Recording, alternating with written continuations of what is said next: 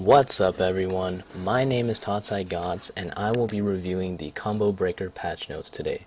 So this will come out on the 30th of June and it will see the addition of a new god as well as a few changes to the game that I think will completely change the name of the game, which is Conquest. So let's talk about Ravana. So first of all, he's our new god, and his passive is called Chain of Blows. Each successive hit within 5 seconds adds to Ravana's combo chain, allowing Prana Onslaught to do an additional 7.5% damage for each hit in the combo, up to a maximum of 60% total. So that's a huge amount of damage, and additional hits above 8 will not count towards this damage again until Prana Onslaught has been fired. So basically what it is there's a ring basically that has the numbers for each time that he auto attacks someone or something, as long as it hits, and it's basically like the combo meter in a fighting game, and I believe that's where he got his inspiration, was actually from fighting games, which is a little weird, but that's what it looks like. Yeah, every time that he hits someone, it goes up, and the combo can go pretty high, and the additional hits above 8 will not count. So basically, if you auto attack someone 8 times, you should use your Prana Onslaught, which is his number 1, and then it will reset and keep going, but the combo won't stop. So it's a pretty decent passive, but I think it only centers really around one thing compared to most passives usually center around the whole kit instead of just one ability. Nevertheless, you can see already he's kind of an auto attack based god. By the way, he is a warrior, so keep that in mind. He should have he should be good at all things pretty much. He should have some healing, should have some damage, but he shouldn't be too good overall on anything too much, unlike hunters who may be the best at damage output. So going on from there, let's talk about Prana Onslaught. So Ravana throws a powerful punch, projecting his prana with it to deal 60 up to 200 plus 75% of his physical power for scaling damage, and slowing for 2 seconds all enemies in front of him. So basically it will hit more than one person, all enemies in fact. The targeter is quite small, probably the length of Hebo 1, even if then, I'm not even sure. It's pretty short, maybe around the size of Ao Kuang's drag. I'm not even sure what it's called, but I think it's his 3? Yeah. So yeah. Next is Overhead Kick, and this is comparable to the Chang Moonlit Dance, I believe it's called, her number 2. So basically Ravana performs a high kick, sending a shockwave forward to deal 50, 90, up to 195, plus 70% of his physical power for scaling. Damage to all enemies in a line, and rendering him damage immune during the action. So it gives him a frame of immunity, basically. It's kind of like, I remember the tooltip, I believe it was 0.75 seconds. So you get 0.75 seconds of immunity. That means you could totally dodge a Kukulkan ultimate. You could dodge a Scylla ultimate. I don't think you can dodge a Ao Kuang ultimate though. So it's a little good insight into that. So yeah, it will deal all damage to people in a line. And he does move during this, like Chang'e. He does move in a line. I think he could be maneuvered in the air though. So next is 10-hand Shadow Fist.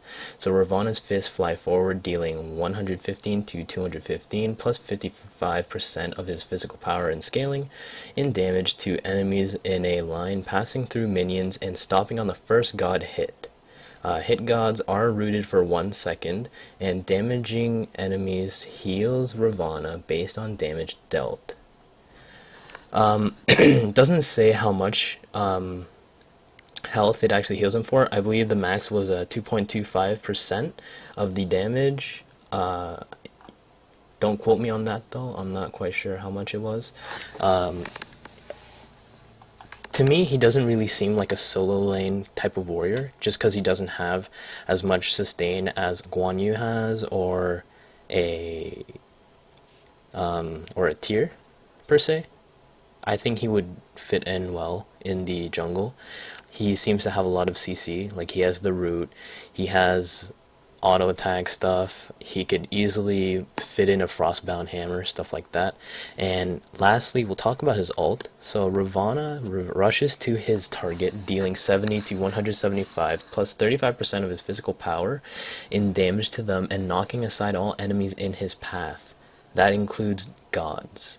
The target is then linked to Ravana, doing full damage to him, while other enemies do 40% reduced damage. So, his ult actually doesn't do that much damage. In fact, almost all his other abilities do more damage. But what this is basically all other enemies do 40% reduced damage. So you could see he's kind of like a single target god. You'll see probably a lot of, I'm just gonna go in, do as much damage as I can to one person and hope I don't die. He can build tanky, it seems, and then he'll do 40% reduced damage from all the gods around him that are doing damage to him. So if you build him tanky, then he could just take out one god and then get out really quickly. So in that respect, I think he's pretty tough, pretty strong right now, and I think he will do well. So here you see a couple of new god skins. We have our Ao Kuang.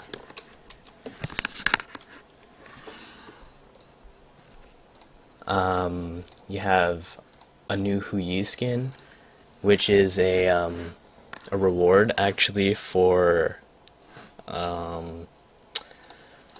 the season ticket. You're gonna see new AI or UI and stuff like that. More, there's more rewards basically for that, and that is the recolor for Ravana. Oops. So let's get back into it. New voice packs, Iron Crow, yeah. And there's also new announcer packs. Now this is probably a little bit different. Apparently the community has voted for a Smite character to have voice packs, and that ended with a Nox announcer pack and a Swagni announcer pack. Pretty cool. I do agree with the Swagni announcer pack. Not quite sure about the Nox one. Yeah, I'm not quite sure about that. It's kind of weird. But nonetheless, there you have it. So next you have the Smite 2015 season ticket upgrade. So basically, instead of having the base 3,000 that we had, we go all the way up to 8,000 plus more to come. So each every 500 points you get a reward instead of just the every 1,000. So this is really it's a cumulative of each split, not including the spring split. It was introduced summer split. So summer split, I believe the fall or winter split, whatever they're gonna call it, all the way up to the world championship. So definitely farm your FP. You're gonna want that because a lot of things are gonna start coming, including that free Hu Yi skin and Swagni and Nox announcer packs. Players will be back rewarded for rewards. So basically, if you have 8,000 points, then you just unlocked everything. You don't have to get 8,000 again. There's a new UI for reviewing rewards and stuff like that. Let's see. All gem unlocks will contribute $1 for every 300 gems spent to the general prize pool.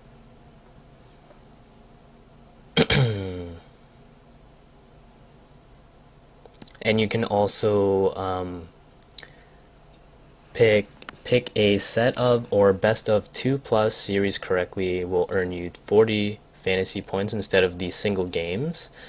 And let's see. Pick your favorite teams in a tournament will earn plus 20 for a one-off round, plus 40 for every other round in the tournament they win, and an additional plus 60 if they win the championship match in the tournament. So that's the cognitive invitational. Since they won World Championships last year, they have been given the chance to host their own LAN, and if they win the championship, basically you'll get 60 fantasy points. Pretty good trade-off. I definitely hope that we see that coming up in the next split, and players can earn 15 fantasy points for winning any normal or league Smite matches. That's still the same, and earning fantasy points unlocked limited or rewards like the execution. Next, new emotes: Bologna Dance, Isis Furious, Sun Wukong Furious, and Vulcan Furious. New skins: the Mercury one. This is the updated one of the Mercury. This is what he looked like before. Quite a difference from that. And the next will be Neath, Misdiagnosis.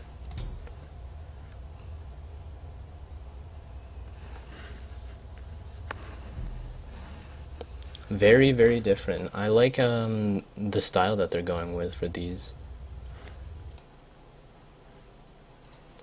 Okay.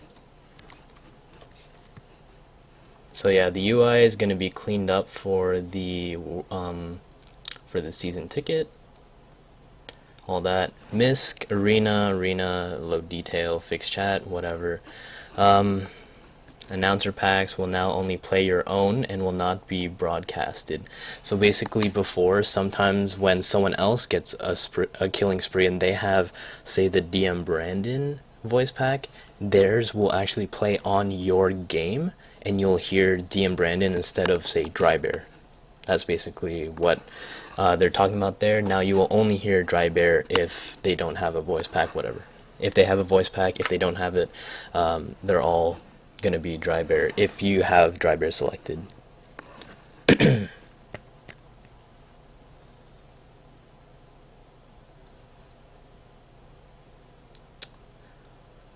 Increased accuracy of buff and debuff timers on the HUD. It fixed a number of 2D ground targeters still displaying 3D elements. This is great because I like playing with the 2D ground targeters instead of the 3D elements, simply because they take like, I don't know, like they don't look good. I'm sorry, but I don't like playing with the 3D elements. I just like the 2D ground targeters. It's just easier to see that way. So they fixed that up. That's great. Like seeing that. Can now turn off overlay mesh using Control plus O. That's for spectator. And we get into the nitty gritty, which is the gameplay. Let's see. General. A highly requested change, the point at which lifesteal items can allow soloing objectives, is being shifted to much later in the game. Fire Giant and Gold Fury now have 50% reduction in lifesteal from hitting them, and this is directed mainly at hunters and ADCs. So before, you'd just be able to solo a Gold Fury like 10 minutes into the game because you had the lifesteal from Devour's Gauntlets. Now you'll have half of that, which is just I'm kind of at a loss for words right now, because they just kind of pooped on hunters this patch notes, or this patch, I guess. They really did poop on them. Fire Giant right off the bat has 30% lifesteal reduction, or just healing, just straight up healing reduction when you get hit by the meteor, whatever he throws, whatever it is.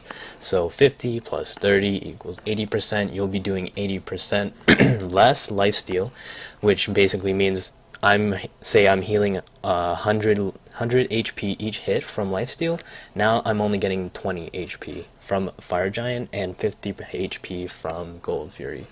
Not a good turn of events from the hunters that used to solo them. It's kind of more fair, I'd say, for other classes in the game, but at the same time, I just kind of don't like the change overall. Next is the ward changes. This is probably the thing I hate the most. Yeah, probably. The warding metagame within Smite has become stale. There is currently no scarcity in vision. I guess so. Reducing the vision range of basic wards and incentivizing removing wards is expected to increase gankability in the laning phase. It reduced the maximum number of wards placed per player from 3 to 2. Killing an enemy basic ward or a sentry ward rewards 50 gold. Last hit only, no assist. Basic ward vision range reduced from 60 to 45. All wards are revealed for 1 second when placed. Eye of Providence has been removed. Eye of Providence, who really cares? No one picks that up. So let's talk about this a little bit for each point. So reducing the maximum number of wards placed per player from 3 to 2. So there's 5 people on each team, and the maximum number of wards that can be placed now is 2. So 2 times 5 equals 10.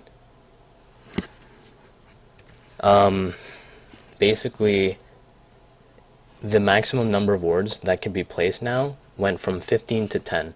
That's 5 less wards that you could have used to see where people are going, where they're coming from, and when you're gonna be ganked and when you're not gonna be ganked, stuff like that. And basically what this is to encourage people to gank people more, and overall just have more activity in the jungle, I suppose. I think that just reducing the range would be sufficient enough for the gankability, but going from 3 to 2 is kind of overboard. You could still carry the regular 2 wards plus the 1 sentry ward, but you just can't place 3. This is probably the biggest thing for me, is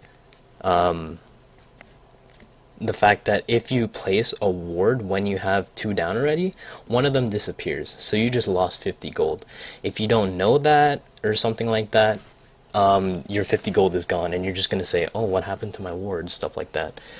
So I'm not too happy with this change at all. And killing an enemy basic whatever rewards 50 gold. So basically all wards are revealed for 1 second when placed.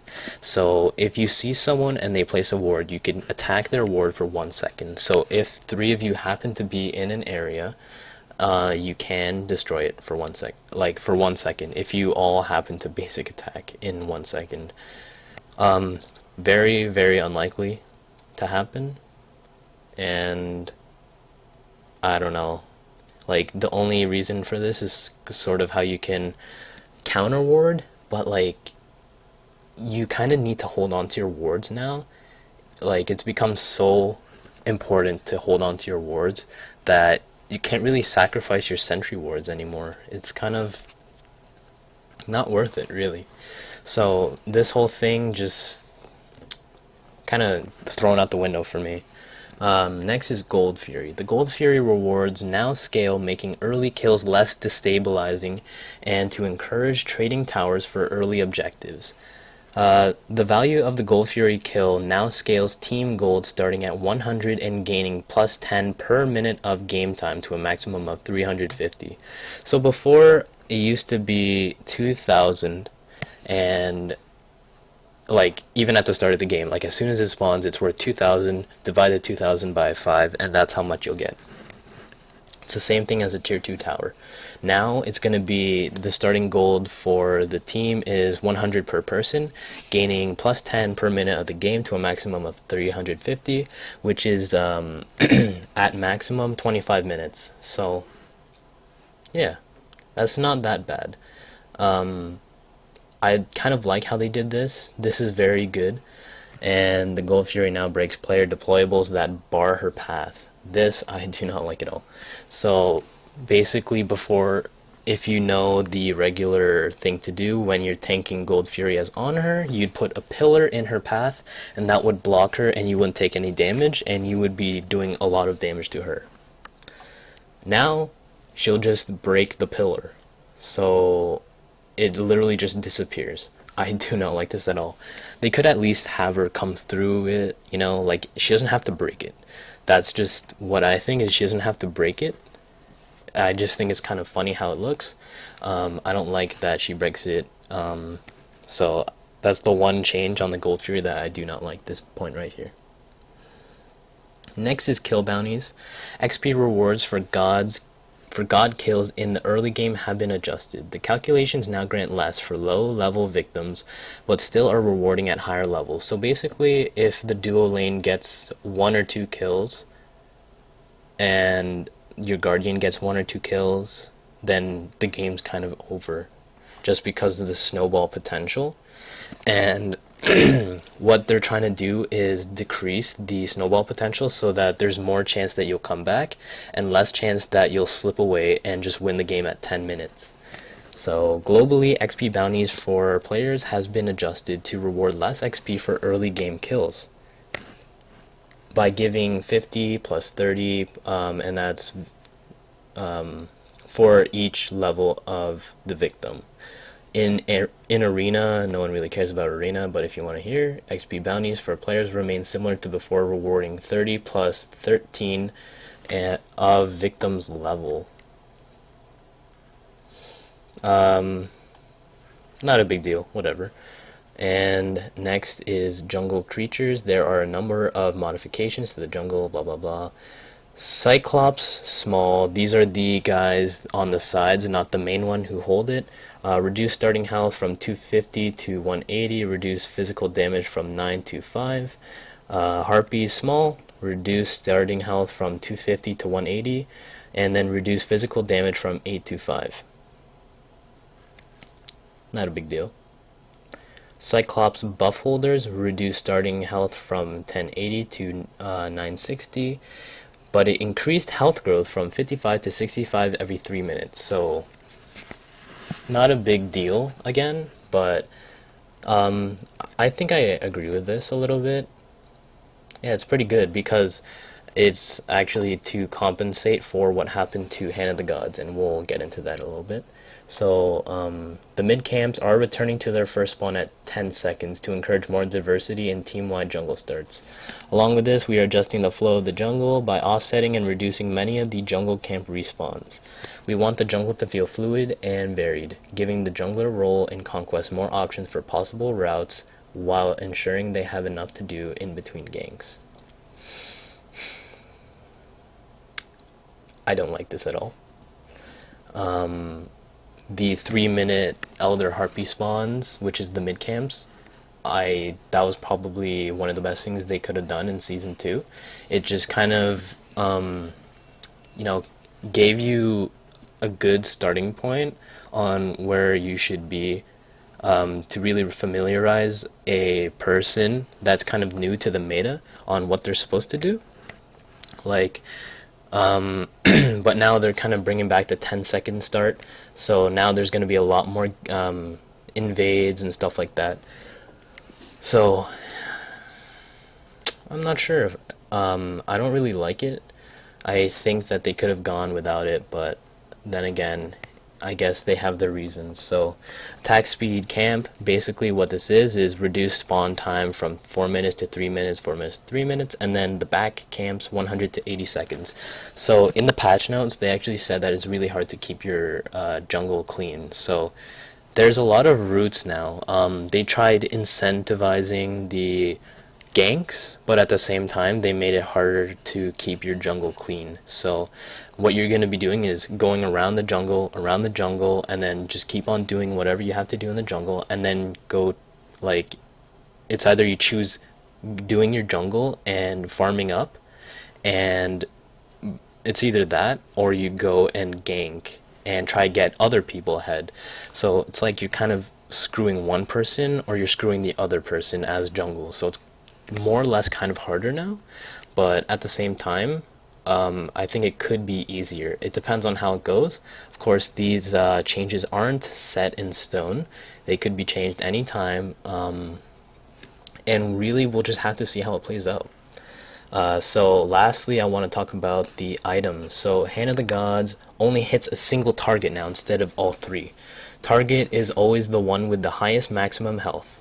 So you're basically always going to be hitting the one with the biggest minion or the biggest jungle creep. Rage of the Gods now hits two targets, so then you're always going to hit the bigger jungle creep and the one next to it, but it doesn't really matter which one next to it, as long as it will always hit the one in the middle. And Fist of the Gods NPC targets are always the three with the highest maximum health, so this will hit three. It seems like it's three. I think it will stun three. Next is Wrath of the Gods. So for a while, Wrath has been the primary indicator of which team would take an objective. So it no longer deals a % of health damage to objectives bosses. It now deals 480 true damage to jungle camps and 900 true damage to objectives. So this will always be a staple in a guardian or supports like repertoire in the actives, but now it won't be as important because now Asilla, who does 1100 damage on her ultimate with double stacking, will just literally go in there and beat him to the punch without even having the indication of the bar. So the bar still does turn yellow, but it turns yellow at 900 health. If my Scylla can do 1100 health or 1100 damage and Wrath of the Gods does 900 damage, I think it's pretty obvious who wins the Hog War, right? Because as we know, you won't always get it at the 900 health. You'll be getting it around 750 or 800. That's even better for a Scylla who does 1100 damage. It just makes it way too easy for mages to do their job and makes the support job so much harder. So in this patch, I definitely think they nerfed hunters, they nerfed guardians, they nerfed warriors, they kind of nerfed assassins, and the only one that's been unaffected and actually buffed is the mages. The mages have seen a huge comeback, and you will see the solo mages again. The Chunga, the Hebo, Opwash is going to be viable now. Everything, like, the warriors are dead. That's how I see this patch. Warriors are dead. So Wrath of the Gods, somewhat useless, but you're still going to have to pick it up probably. Sprint as a whole was providing too much utility as an escape tool, not really, and transitioning into a heavily offensive skewed ability for the late game. That is very, very true. So no longer removes in-hand movement speed penalty, so what this means is this will go away and this will come in. Heavenly Agility, reduced duration from 6 seconds to 5 seconds. I think Heavenly Agility will be picked up a lot more than Greater Sprint.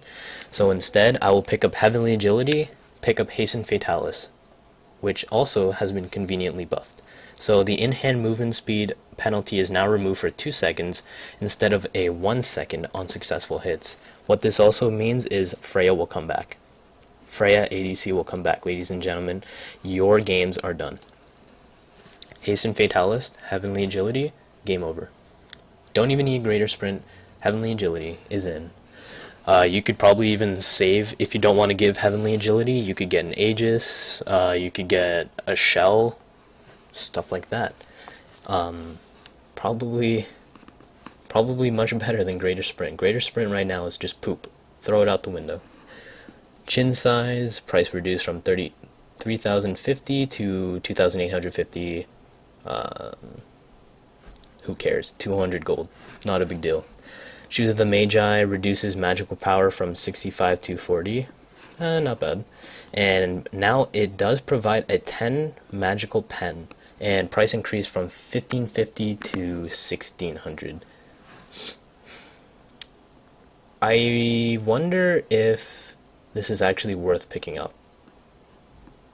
Because Shoes of the Magi? No. Hold on. Just gonna take a look here. Okay. Shoes of Focus will do 30 magical power, and it has the cooldown reduction. Whoa. Cooldown reduction, and this has the magical penetration. So you're missing out on 10 magical power and 10 magical penetration, but the price is 1500 compared to 1600. It's gonna be pretty close. I guess it really depends on what kind of god you're playing. I think it's definitely gonna be useful on Freya. Again, they buff Freya. I don't know why they keep buffing Freya. I hate Freya. Oh my god. Yeah, it's bad. Very, very bad. And Magi's Blessing. These three items right here, Magi's Blessing, Heartseeker, and Doom Orb, they pooped on them. Throw them out the window, never buy them again. So, Magi's Blessing, what this means is the price has been increased by 100 gold. That's not bad. What's bad is the passive. So instead of having the bubble every 60 seconds, it is actually now 90 seconds. Coming into Season 2, you would have the bubble every 45 seconds. They've basically doubled it. They have doubled it. This is very, very bad. I don't think it's a very worthwhile pickup. Let's take a look at the stats here. Magi's Blessing.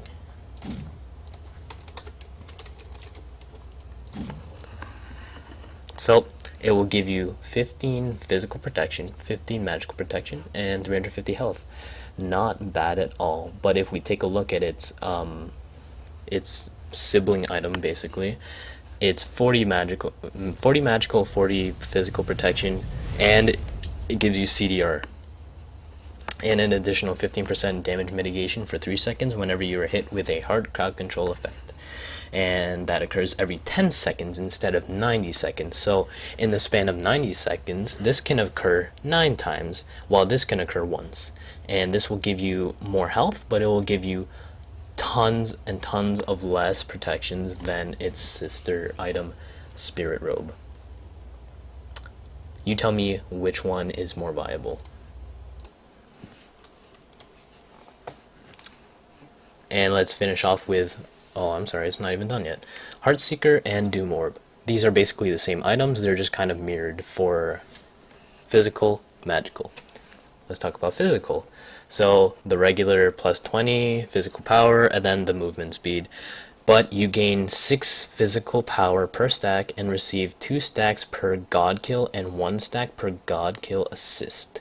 Half of your stacks are lost on death, and a maximum of 10 stacks. So basically what you need to do is kill 5 gods before the end of the mid game to make this buy worthwhile.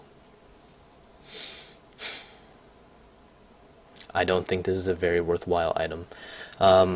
Maybe on a Neith, just because of her ultimate is just really a global ult, right? So you could get assist from globally. It would be good on Shibalanke because you do get the the assist because of the ultimate, but he doesn't use Heartseeker, so I don't think this is a very worthwhile buy anymore. Maximum of 10 stacks. That's good from the instead of 50, so you don't have to farm it as much, but it's 2 stacks per god kill, man. And then it's halved on death. Like, I don't think so. Even if you were to get 5 kills or 10 assists by the end of the mid game, which is like 15 or 20 minutes in, that doesn't mean you're not gonna die. Having this item is just not worth it anymore. Same with Doom Orb, especially Doom Orb. It's the exact same thing, but it's just not as worth it. Throw Doom Orb out, throw Heartseeker out, rework them, whatever you want to do with them, Hi-rez, but they're just not getting picked up anymore. And the rest is just fixed tooltips, stuff like that. The only thing that's different is Cat Call, finally.